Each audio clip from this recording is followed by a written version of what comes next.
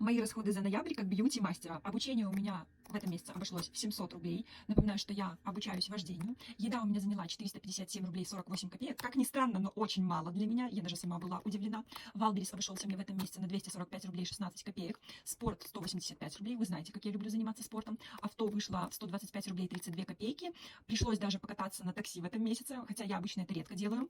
106 рублей 76 копеек обошлось мне страхование. Коммуналка 75 рублей 38 копеек. Аптека 61 рубль 84 копейки. Покупала себе витамины, помню. Ногти со скидкой мне обошлись в этом месяце в 56 рублей. Для общаги что-то покупала, какие-то штучки-дрючки на 37 рублей 11 копеек. Подарки мне обошлись в 35 рублей 98 копеек. Фотостудия в этом месяце обошлась мне в 31 рубль. Одежда 25 рублей, покупала себе варежки. Страховка 24 рубля. Мила 18 рублей 10 копеек.